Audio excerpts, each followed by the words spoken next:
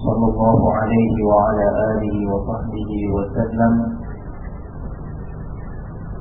يا أيها الذين آمنوا اتقوا الله حق تقاته ولا تموتن إلا وأنتم مسلمون. يا أيها الناس اتقوا ربكم الذي خلقكم من نفس واحدة وخلق منها زوجها وبث منهما رجالا كثيرا ونساء واتقوا الله الذي تساءلون به والأرحام إن الله كان عليكم رقيبا. يا أيها الذين آمنوا اتقوا الله وقولوا قولا سديدا يصلح لكم أعمالكم ويغفر لكم ذنوبكم ومن يطع الله ورسوله فقد فاز فوزا عظيما. أما بعد، فإن أصدق الحديث كتاب الله وخير الهدي هدي محمد صلى الله عليه وعلى آله وسلم وشر الأمور محدثاتها فإن كل محدثة بدعة وكل بدعة ضلالة وكل ضلالة في النار. Ikhwani fiddin rahimani wa rahimakumullah. Pada pagi hari ini kita di penghujung awal bulan Rajab kita bermajlis di salah satu rumah dari rumah-rumah Allah ini untuk melakukan amalan talabul ilmi, salah satu amal ibadah yang mulia terkhusus di zaman seperti yang kita hidup sekarang.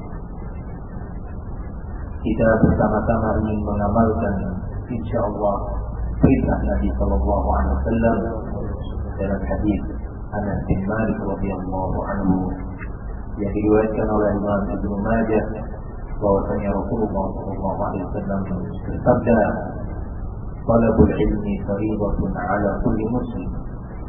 Belajar ilmu agama itu adalah fardu ain terhadap setiap pribadi muslim. Maka yang kita lakukan sekarang ini adalah amalan besar, amalan yang mulia, azim, yang diperintahkan dalam syariat ini. Begitu juga hadis Muawiyah bin Abi Sufyan radhiyallahu anhu yang diriwayatkan oleh Imam Al-Tabarani rahimahullah taala dalam mu'jamnya dari bahwasanya Rasulullah sallallahu alaihi wasallam bersabda, ayyuhan nas ta'allamu fa innamal ilmu bitta'allum wa innamal fiqhu bittafaqquh wa man yuridillahu bihi khairan yufaqihuhu fid-din. Wahai sekalian manusia, belajar karena sesungguhnya ilmu itu hanya bisa diraih dengan proses belajar, ta'allum, dan bahwasanya fikih pemahaman tentang agama itu hanya bisa diraih, didapat dengan upaya tafaqquh, upaya untuk mengerti. Nah, demikian Rasulullah SAW memerintahkan kepada kita, sehingga majlis seperti ini adalah salah satu majlis yang diperintah oleh Rasul sallallahu alaihi wasallam. Di zaman manusia banyak sibuk dengan dunia, di zaman manusia sering terlalaikan, lupa terhadap akhirat, sehingga mereka enggan dan bermalas untuk belajar, untuk mencari ilmu.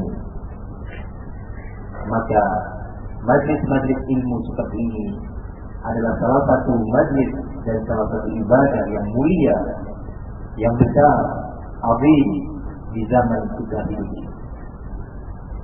Bahkan sebagian ulama mengatakan afdalul amal talabul ilmi liman sahhat niyyatuh.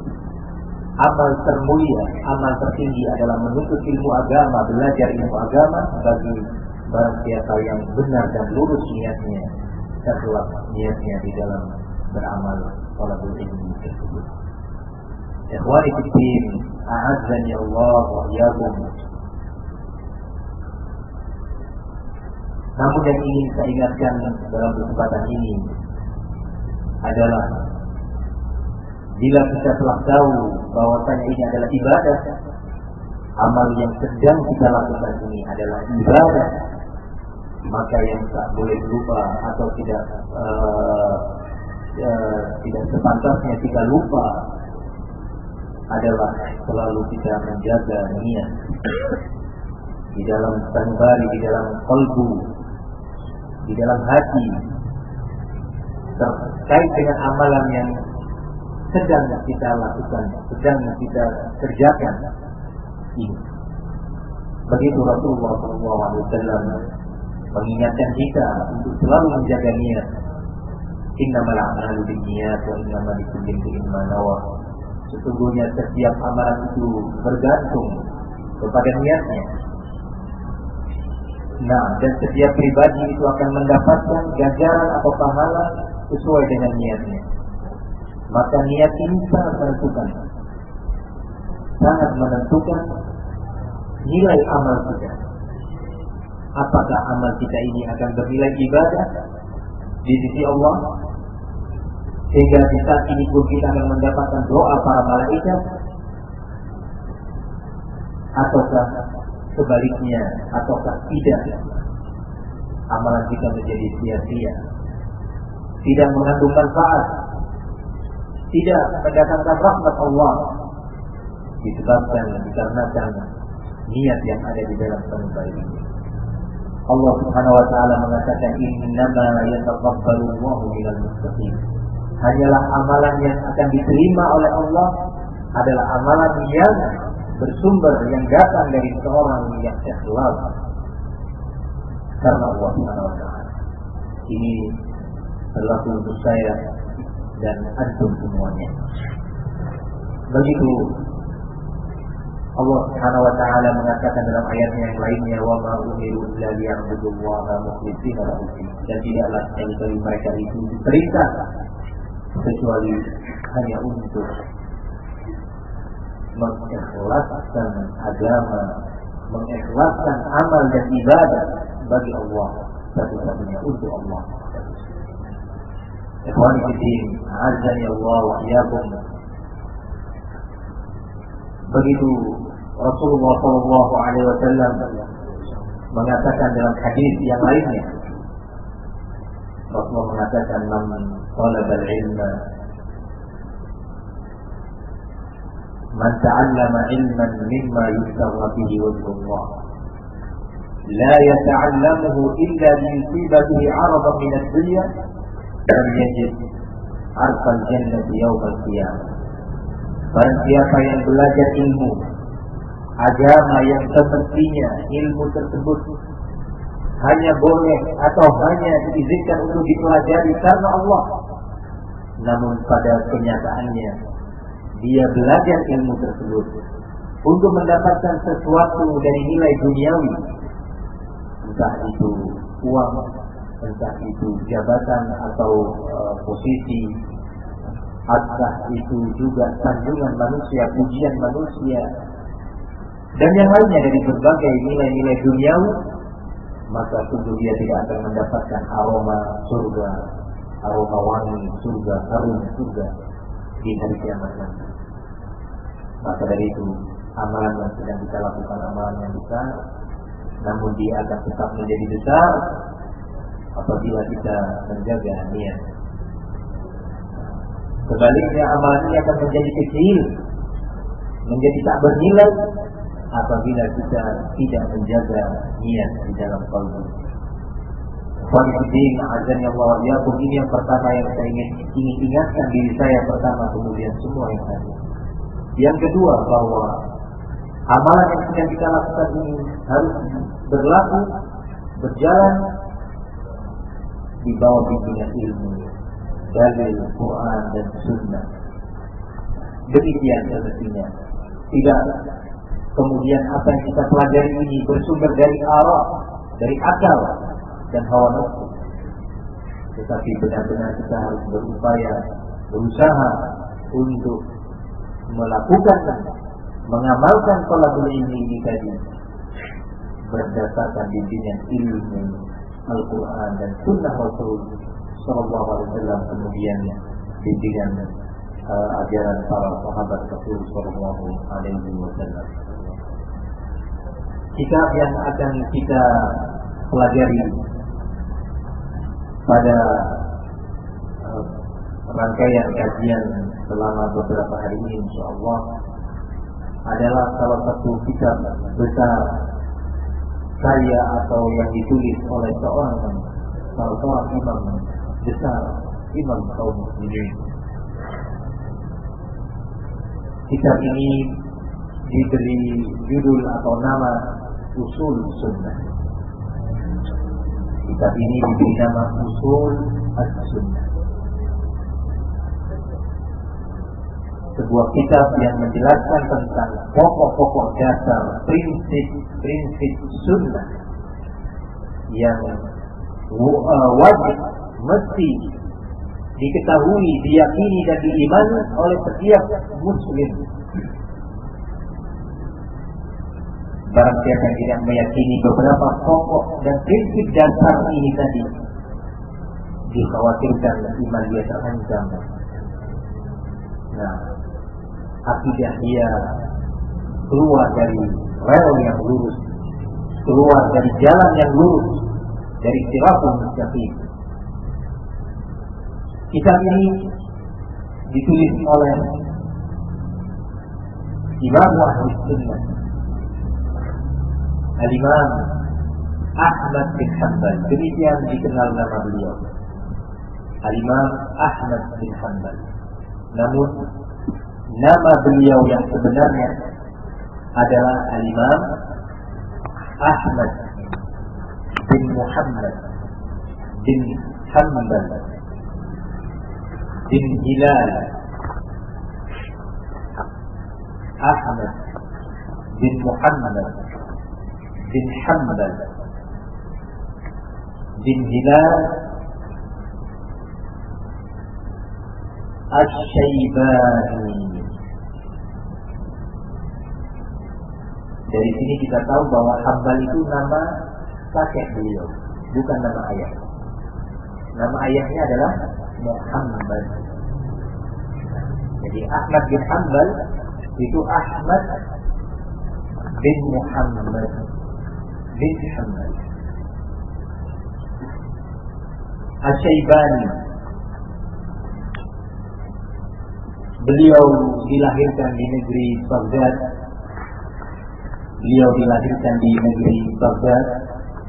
Baghdad itu bagian dari negara Irak, dari negara Al-Iraq. Nah, beliau dilahirkan di negeri Baghdad ini kurang lebih pada tahun 164.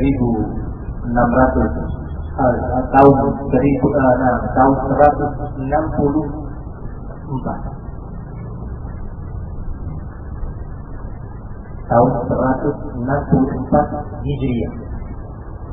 Nah, yakni kurang lebih 154 tahun setelah wafatnya Rasulullah Sallallahu Alaihi Wasallam. Kurang lebih 154 tahun sepeninggal Rasulullah Sallallahu Alaihi Wasallam. Beberapa literatur referensi tidak menyebutkan secara pasti tahun dilahirkannya beliau. Namun beliau hidup berumur 77 tahun, wafat pada umur 77 tahun. Wafat pada umur 77 tahun. Sementara telah disebutkan dalam banyak referensi, banyak literatur, banyak maraji bahwa beliau wafat pada tahun 241 Hijriah.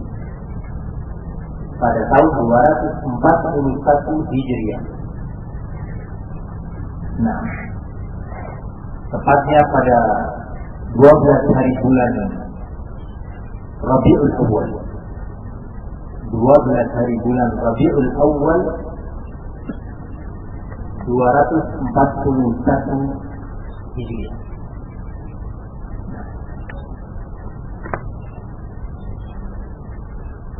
Dilahirkan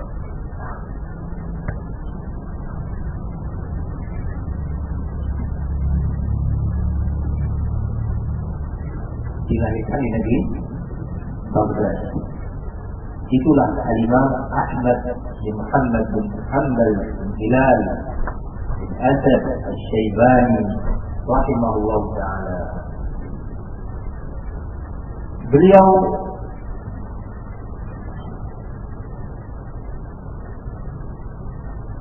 adalah salah satu dari 4 imam mazhab kaum muslimin yang terkenal.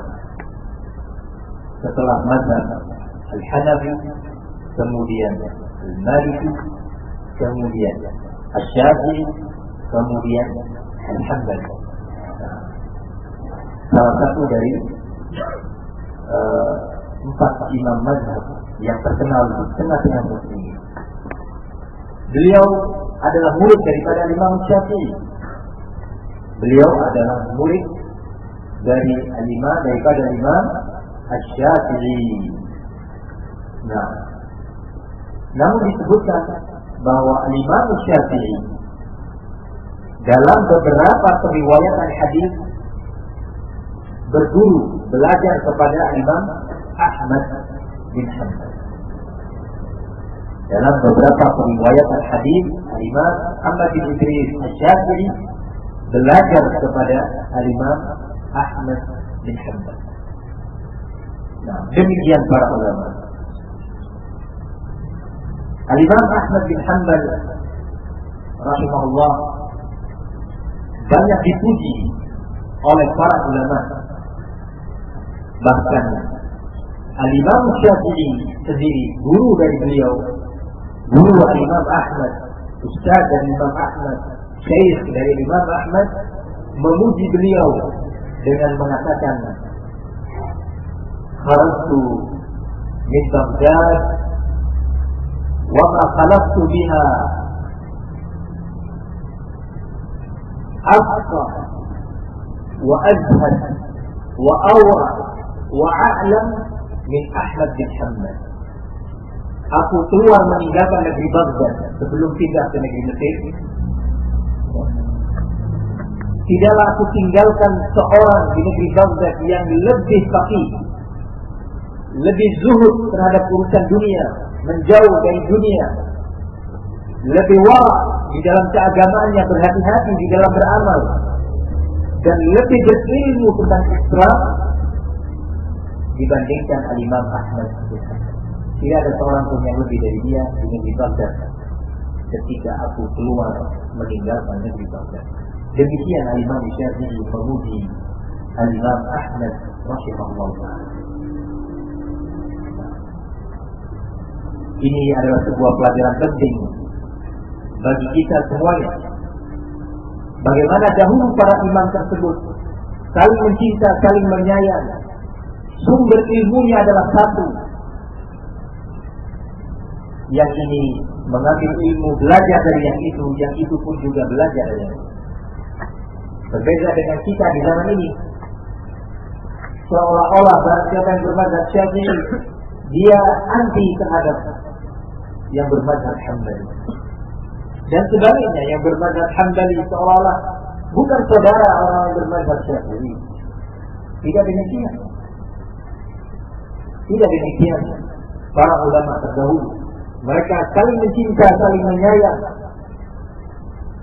Yang satu mengambil ilmu dari yang lainnya, demikian sebaliknya. Al-Imam Ahmad bin Hanbal rahimahullah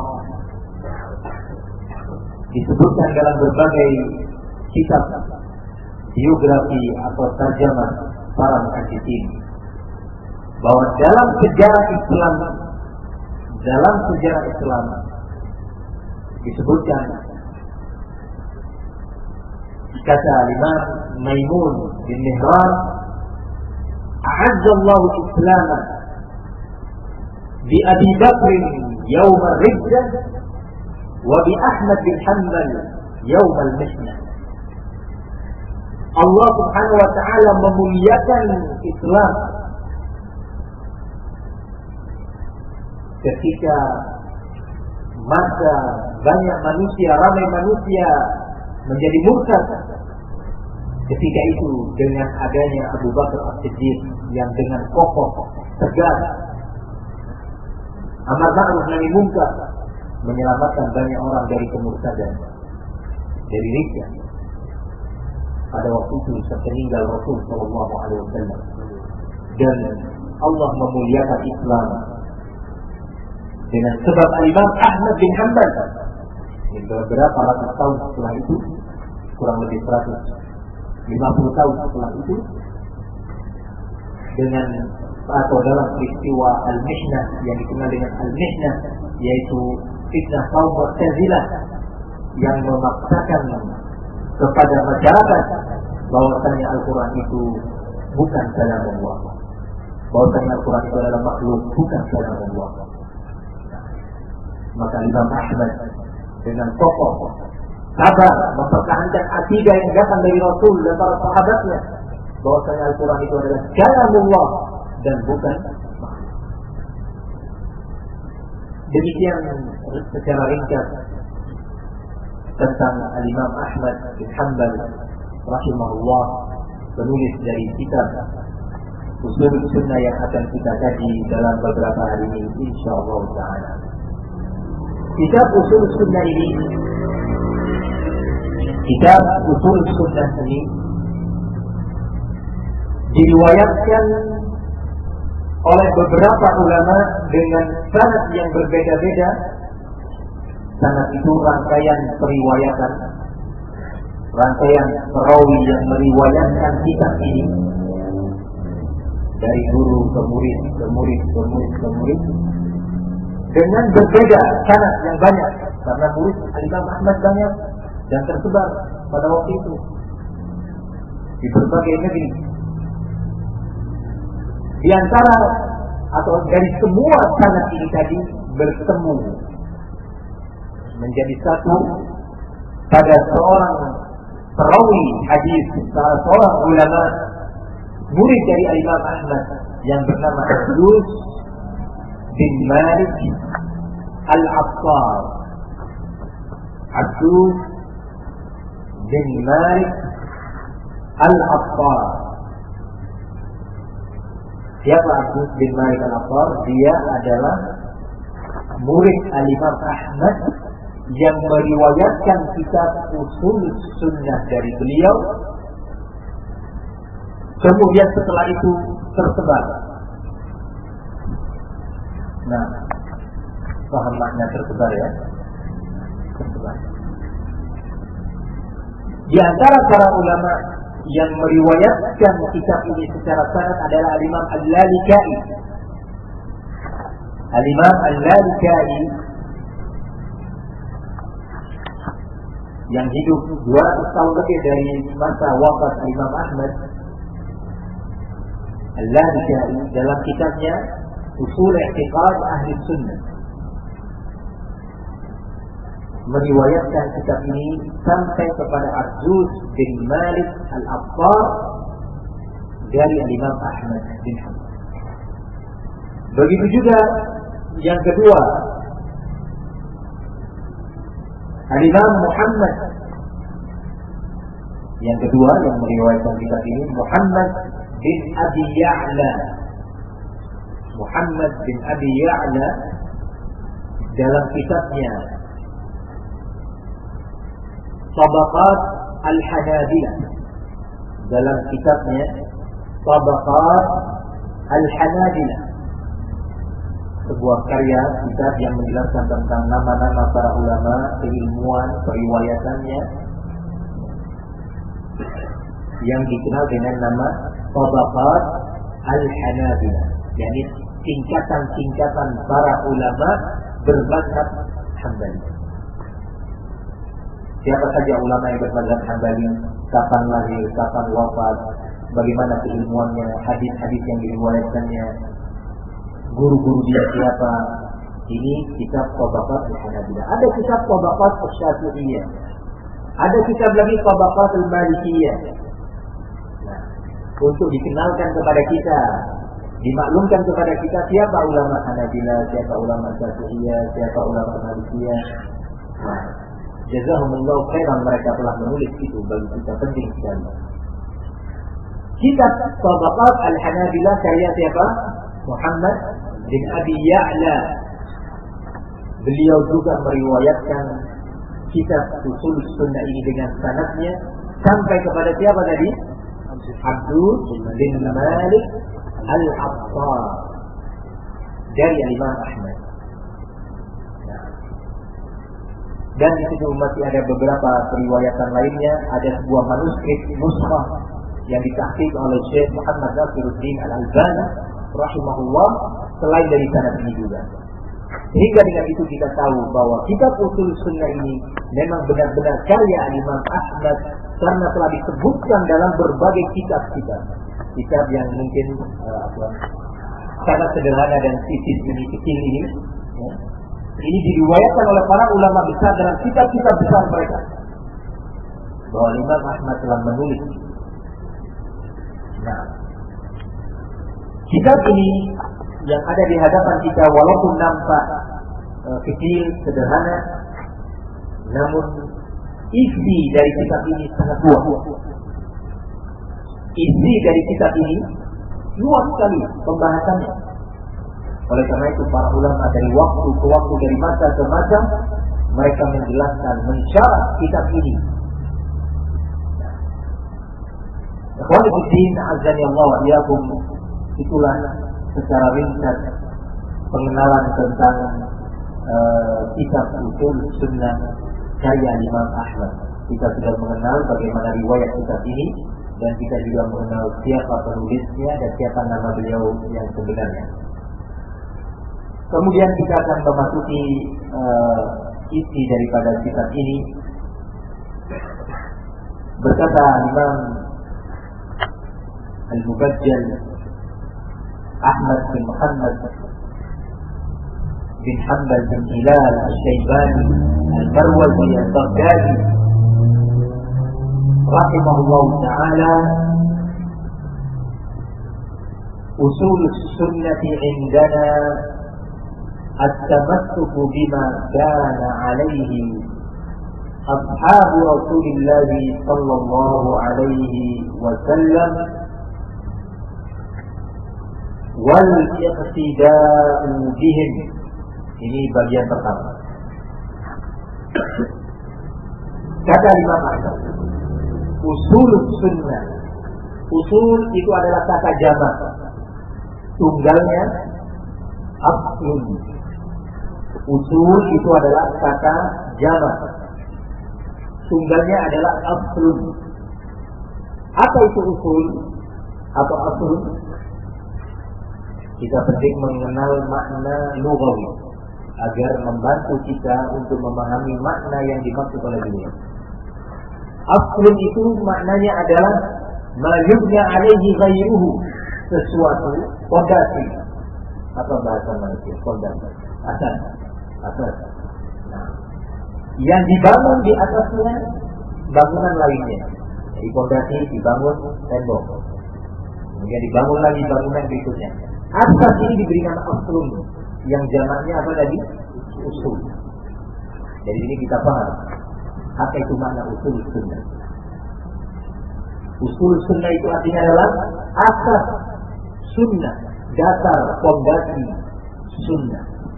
Yang apabila fondasi ini benar dan lengkap, sempurna, maka bangunan yang di atasnya akan lengkap dan sempurna menjadi baik.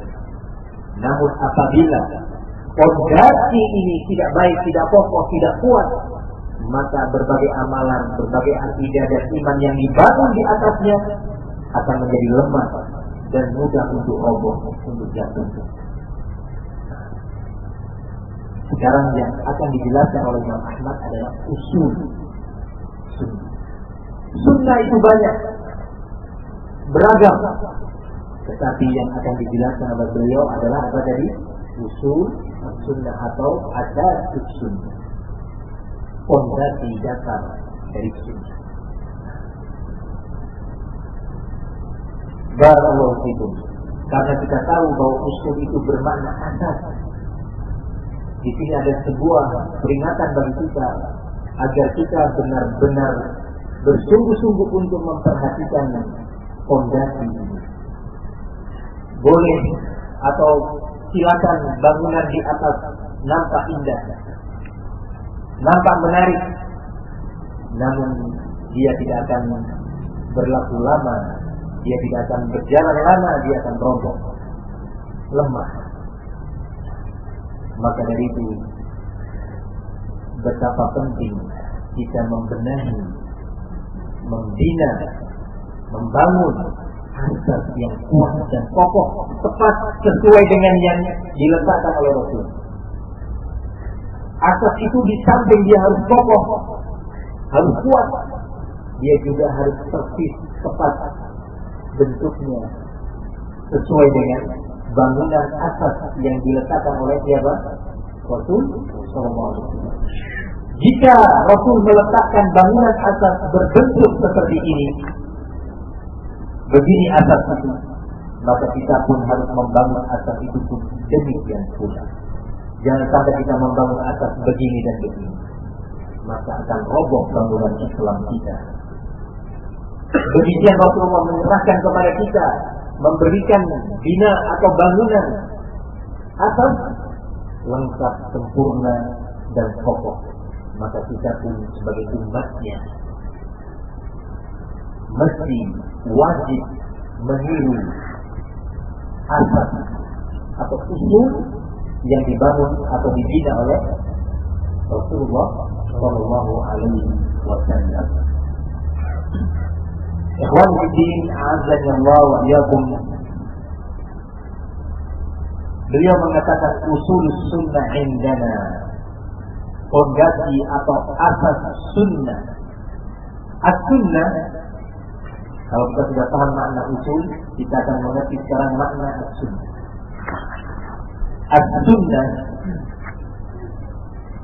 secara bahasa lughawi bermakna as-tariqah. As-sunnah secara bahasa atau lughawi maknanya apa? As-tariqah, jalan atau sistem, cara, itu sunnah. Jalan atau sistem atau cara itu sunnah secara apa? Di antara dalil yang menunjukkan bahwa sunnah secara bahasa itu bermakna jalan yang telah ditempuh, thariqah yang pernah dilalui, pernah dilewati, atau sistem adalah hadis Rasulullah SAW. Beliau mengatakan, man sanna fil Islam sunnatan hasanah. Barang siapa yang menempuh, berlalu dalam agama Islam, berjalan di dalam agama Islam sebuah jalan, sebuah sunnah yang baik, maka dia akan mendapatkan pahala sunnah tersebut, amalan baik tersebut, dan ganjaran atau pahala ajr orang-orang yang mengikuti jejaknya. Man sanna fil Islam sunnatan hasanah. Secara bahasa sunnah itu bisa baik, bisa buruk. Secara apa tadi? Bahasa. Sunnah itu bisa bermakna baik, positif, bisa bermakna negatif, buruk, jelek. Contohnya hadis yang tadi kita baca. Man sanna fil Islam sunnatan hasanah. Lanjutan dari hadis ini, Rasulullah melanjutkan, wa man sanna fil Islam sunnatan sayyi'ah. Dan barang siapa yang menempuh jalan, cara, sistem dalam agama Islam yang salah, yang jelek, yang tidak baik, maka dia akan menanggung dosa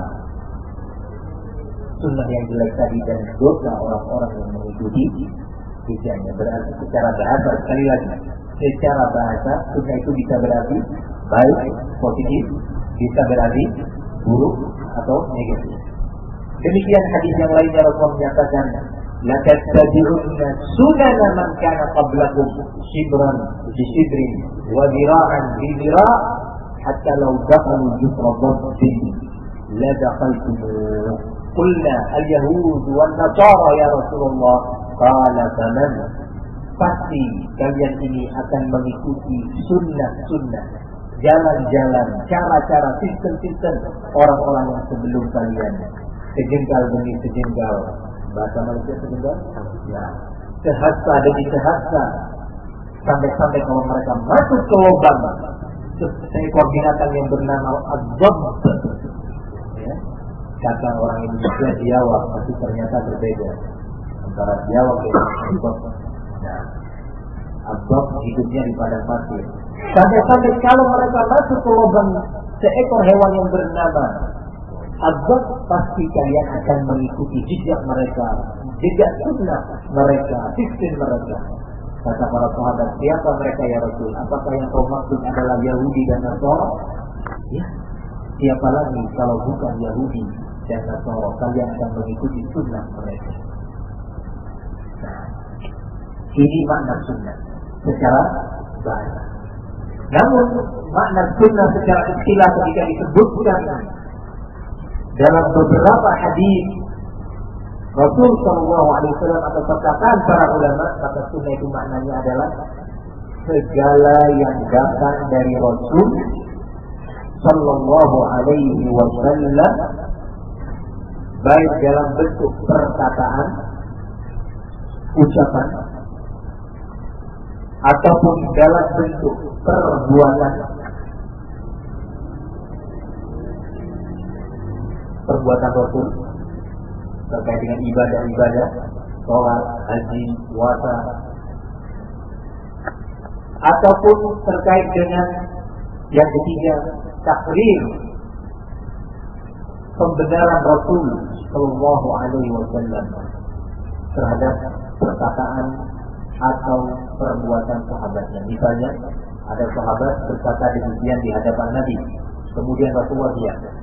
Berarti Rasulullah setuju dengan perkataan sahabatnya. Atau Rasulullah sedang duduk, tiba-tiba ada sahabat berbuat demikian di hadapan Nabi, Rasulullah melihat dan Rasulullah diam, menunjukkan Rasulullah setuju. Atau Rasulullah tersenyum, berarti Rasulullah suka, setuju dengan perbuatan tersebut. Ini diberi nama takrir. Nah, itulah sunnah dalam istilah. Namun juga sunnah bisa berarti, bisa bermakna akidah. Ketika disebut kata-kata sunnah berarti akidah.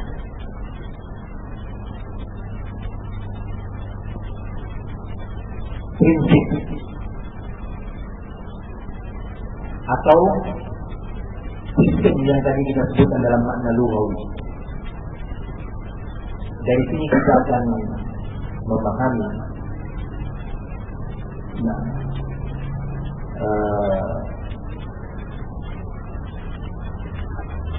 sunnah secara bahasa maknanya positif atau negatif?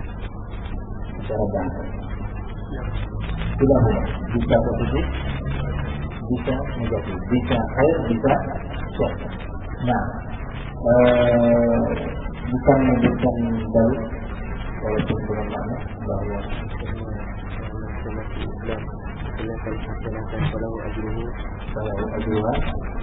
nah, Allah jalla.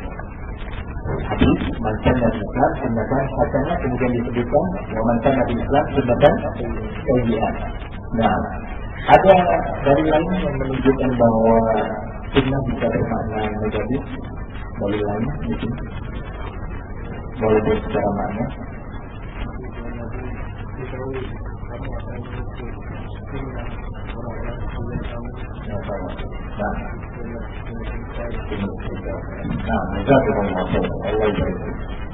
Nah, sunnah secara istilah maknanya apa? Kalau kami secara bahasa, ya, itu saya berselang.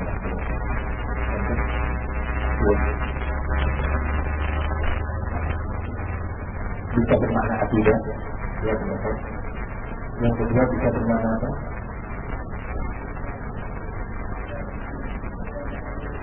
Iya. Nah, segala yang datang dari Rasulullah baik dalam bentuk perkataan atau percakapan, kemudian dalam bentuk perbuatan, atau yang ketiga takrir, pembenaran dari Rasul Sallallahu Alaihi Wasallam. Jazakumullah khairan. Usul sunnah yang akan kita bahas ini bisa bermakna yang tadi yang secara datang dari Rasul, bisa bermakna yang kedua yang bermakna akidah. Namun kalau kita membahas tadi, kita membaca kitab ini, kita akan tahu bahwa maksud kata-kata as-sunnah dalam kitab usul sunnah adalah yang bermakna akidah, pokok-pokok dasar, fondasi atau asas akidah atau iman yang diistilahkan dengan as-sunnah. Nah, makna ini kita bisa mengetahui dari isi kitab yang akan kita bahas. Begitu pula di sana ada beberapa karya kitab-kitab diberi nama as-sunnah. Ternyata ketika kita baca, tidak berbicara tentang sholat sunnah, atau berbicara tentang puasa sunnah, atau zikir sunnah. Ternyata yang disebutkan di sana akidah, iman, bab demi bab, pasal demi pasal itu disebutkan tentang akidah. Terkait dengan Allah, terkait dengan sifat-sifat Allah, terkait dengan hari kiamat, terkait dengan kubur, terkait dengan jannah, terkait dengan nar, dan berbagai bentuk akidah, beragam akidah yang lain. Jadi kita tahu bahwa as-sunnah juga dimaknakan apa? Akidah. Indana, dalam pandangan kami, dalam tinjauan kami, siapa kami yang dimaksud? As-sunnah. Kami yang dimaksud di sini indana, yang inda ahli sunnah. Fondasi asas as-sunnah dalam pandangan ahli sunnah adalah yang pertama, at-tamassuk bima kana alaihi ashabu Rasulullah sallallahu alaihi wasallam wal iqtida'u bihim, yaitu berpegang teguh. Itu makna tamassuk, berpegang teguh kepada segala prinsip akidah, amalan para sahabat Rasul sallallahu alaihi wasallam. Itu fondasi atau asas yang pertama dan utama. Wal iqtida'u bihim, dan meneladani, meniru para sahabat, berpegang teguh dan meniru segala amalan, akidah, iman para sahabat Nabi ridwanullah alaihim jami'an. Berpegang teguh dan meniru, mencontoh, meneladani. Ketika seorang ingin memahami Al-Quran, maka hendaknya, mestinya dia memahami Al-Quran dengan cara dan sistem sunnah para sahabat di dalam memahami Al-Quran. Ketika kita hendak berakidah dengan benar,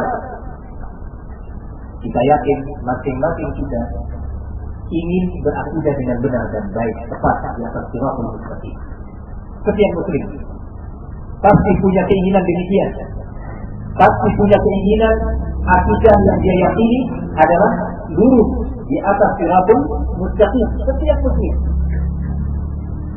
Namun bagaimana cara kita berakidah dengan benar lurus di atas siratal mustaqim? Jawabannya adalah meniru, meneladani dan berpegang teguh dengan cara, sistem dan sunnah para sahabat Nabi Sallallahu Alaihi Wasallam dalam berakidah, dalam memahami Islam, memahami Al-Quran, dalam beribadah dan beriman. Demikiannya seorang Muslim semestinya. Ikhwan fillah, a'azzani Allah wa iyyakum. Apa ada dalilnya bahwa kita mesti berpegang teguh dengan akidah, sistem, iman para sahabat? Ya, ada dalilnya baik di dalam Al-Quran maupun di dalam Sunnah Rasul Sallallahu Alaihi Wasallam. Allah Subhanahu Wa Taala mengatakan di dalam Al-Quran dalam surat Al-Baqarah, "Fa in amantum bimithli fa in amanu bimithli ma amantum bihi faqad ihtadaw wa in tawallaw fa innama hum fi shiqaq." Perhatikan baik-baik ayat ini di dalam surat Al-Baqarah. Fa in amanu, seandainya mereka itu mau beriman, bimithli, persis sama seperti iman kalian para sahabat. Dan Allah mengatakan bimithli ma amantum, yaitu Rasul dan para sahabat seperti iman kalian. Faqad ihtadaw, sungguh mereka telah berada di atas hidayah. Wa in tawallaw, namun apabila mereka berpaling tidak mau beriman dengan cara dan sistem beriman kalian, yang di Rasul dan para sahabat, fa innama hum fi shiqaq, sesungguhnya mereka itu tercerai-berai, terpecah belah, keluar dari iman Rasul dan para sahabatnya. Ini dalil pertama. Nah, dalil pertama dari Al-Quran. Kemudian Rasulullah Sallallahu Alaihi Wasallam mengatakan dalam hadisnya, ketika Rasulullah menyebutkan musibah yang akan malapetaka yang akan menimpa umat, yaitu perpecahan umat menjadi 73 golongan. Rasulullah memberitakan musibah ini, malapetaka. Nah, kata Rasulullah Sallallahu Alaihi Wasallam, افترقت اليهود على 71 فرقة وافترقت النصارى على 72 فرقة وستفترق هذه الأمة على 73 فرقة كلها في النار إلا واحدة. Telah terpecah Yahudi menjadi 71 kelompok, 71 firqah, dan telah terpecah Nasara sebelum kita 72 kelompok atau golongan dan hizb, dan umat ini akan terpecah menjadi 73 golongan, semuanya di dalam an-nar kecuali satu. Siapa yang satu itu? Tidak disebutkan nama orang tertentu, nama kelompok tertentu, nama negeri tertentu. Yang dijawab dan disebut oleh Rasulullah ketika ditanya, "Man hum ya Rasulullah?" Siapa mereka ini yang selamat dari an-nar? Siapa mereka ya Rasul? Rasul menjawab dengan sebuah prinsip, sebuah fondasi, sebuah asas yang semua muslim mesti berpegang dengannya. Apa jawab Rasul? "Man kana mithlu ana alaihi al-yawm wa ashabi." Barang siapa yang kondisi dia, akidah dia, cara beriman dia, cara berislam dia sama dengan prinsipku, akidahku, cara berimanku dan para sahabatku. Jelaskan. Sehingga tidak perlu sekarang, oh yang selamat itu yang bermazhab Hambali, yang selamat dari an-nar itu yang bermazhab Maliki, atau yang bermazhab Syafi'i, atau yang bermazhab Hambali. Oh yang selamat itu orang-orang yang datang dari negeri Yaman saja, atau yang selamat itu orang-orang yang datang dari negeri Pakistan saja. Tidak. Oh yang masuk dalam partai ini dan partai itu. Tidak. Rasulullah juga menjawab demikian. Oh, yang muridnya ustaz ini dan ustaz itu, yang belajar di pondok pesantren ustaz fulan dan ustaz fulan. Yang muridnya Syekh Mukbil saja yang selamat, ya, dari yang muridnya Syekh Al-Albani saja yang selamat dari An-Nar. Tidak. Rasulullah tidak menyebut demikian. Oh, yang muridnya Imam Bukhari saja yang masuk An-Nar, yang selamat dari azab An-Nar dan seterusnya. Tetapi Rasulullah hanya menjawab, yang selamat itu adalah siapa-siapa yang berprinsip, berakidah seperti akidahmu, prinsipku dan para sahabatku. Nah, dari sini ada sebuah hal penting, poin penting harus atau wajib mesti kita yakini bahwa untuk kita bisa selamat kita harus belajar. Untuk kita menjadi golongan yang selamat, kita harus menuntut ilmu, mengerti, memahami bagaimana dahulu Rasul dan para sahabatnya berakidah. Bagaimana dahulu, macam mana Rasulullah dan para sahabatnya beriman. Mesti kita belajar. Dan untuk belajar itu sudah disiapkan oleh para ulama, sudah disediakan oleh para ulama. Kitab-kitab tafsir, kitab tafsir Ibnu Jarir atau At-Tabari, kitab tafsir Al-Baghawi, kitab tafsir Ibnu Katsir, dan berbagai tafsir yang lainnya. Kitab hadis, Sahih Al-Bukhari, Sahih Muslim, Ibnu Majah, Sunan Ibnu Majah, Abu Dawud, Tirmidzi, Nasa'i, Musnad Imam Ahmad, Muwatta Malik, dan yang lainnya dari kitab-kitab hadis telah disediakan oleh para ulama kita. Mereka bekerja berat menulis dan kita hanya tinggal membaca saja. Walidin azan Allah wa iyyakum. Demikian Imam Ahmad meletakkan fondasi atau asas pertama terkait dengan sunnah ini. Nah, begitu juga Rasulullah SAW mengatakan dalam hadis yang diriwayatkan oleh Imam Abu Dawud dari sahabat Al-Irbad bin Sariyah. Apa kata Rasulullah SAW? Innahu man ya'ish minkum fasayara ikhtilafan katsira. Sesungguhnya yang hidup nanti sepeninggal Rasul, niscaya pasti dia akan menyaksikan adanya perbedaan, perselisihan yang banyak di tengah umat dalam tata cara ibadah, dalam sistem akidah, iman, dakwah. Perselisihan yang banyak. Bagaimana jalan keluar, solusi, makhraj? Rasulullah menjawab, memberi jalan keluar, fa'alaikum bisunnati wa sunnatil khulafa ar-rasyidin al-mahdiyyin min ba'di. Tamassaku biha wa 'addu 'alayha bin nawajid. Subhanallah. Bagaimana jalan keluar? Wajib atas kalian. Ketika kalian mendapati perbedaan, perselisihan yang banyak tadi dalam berbagai bidang agama, kalian berpegang teguh dengan sunnahku, yang sistemku, akidah, cara di dalam berislam. Dan sunnah siapa? Al-Khulafa Ar-Rasyidin, wahum Abu Bakar, Umar, Utsman, wa Ali. Maka di zaman ini, ketika ada sebuah problem terkait dengan dakwah, cara berdakwah, yang si bulan mengatakan cara berdakwah yang benar itu begini. Nanti ada lain lagi organisasi atau kelompok mengatakan begini. Satu lagi partai mengatakan begini cara berdakwah.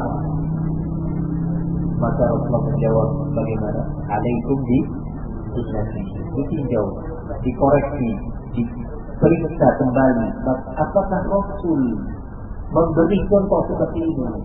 Apakah para sahabat Nabi Abu Bakar, Umar, Utsman, wa Ali, Ibnu Mas'ud, Mu'adz bin Jabal, Sa'ad bin Malik, Zaid bin Thabit, Abu Musa al-Ash'ari, Aisyah, Ummu Salamah, dan yang lainnya memberikan contoh kepada kita seperti itu di dalam berdakwah? Kalau jawabannya tidak, maka tinggalkan segera. Tetap kita tinggalkan dengan lapang dada. Jangan sampai kita mengikuti hawa nafsu. Demikian Rasulullah SAW mengajarkan kepada kita. Begitu juga dalam masalah iman. di dalam beriman tentang Allah Subhanahu wa taala, tentang sifat-sifat Allah. Apakah Allah itu berada di atas arsy-Nya ataukah Allah itu berada di mana-mana? Berselisih umat. Maka kita tengok, kita lihat bagaimana Abu Bakar, Umar, Utsman, Ali, Abu Hurairah, Aisyah istri Rasul, murid-murid Rasul berkeyakinan, beriman, berakidah tentang masalah ini.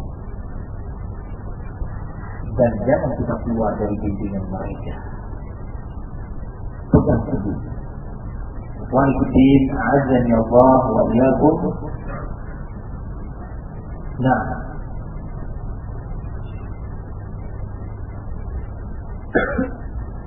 kemudian Rasulullah Imam Ahmad, sebelum saya lanjutkan, ada yang belum dimengerti, silakan ditanya.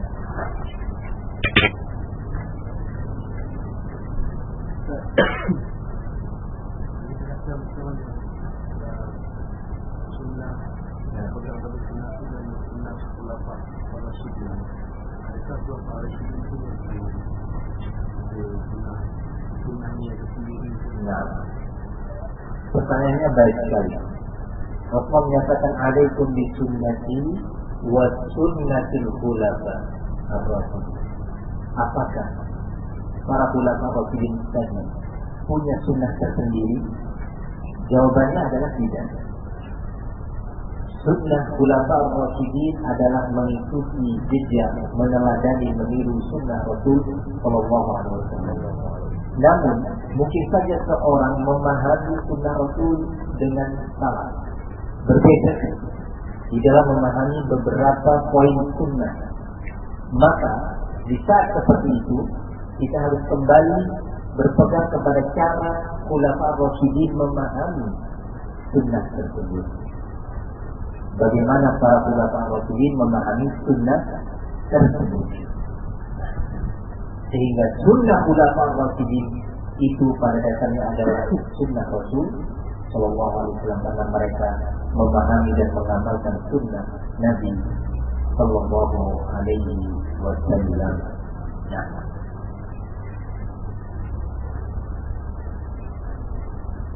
misalnya ketika sepeninggal Rasul, ada sebagian pihak, sebagian sahabat yang mengatakan bahwa terkait dengan hukum zakat pada waktu itu, sebagian mengatakan kami tidak akan menyerahkan zakat ini sepeninggal Rasul kepada siapapun, karena dahulu kami biasa menyerahkan zakat ini kepada Rasul.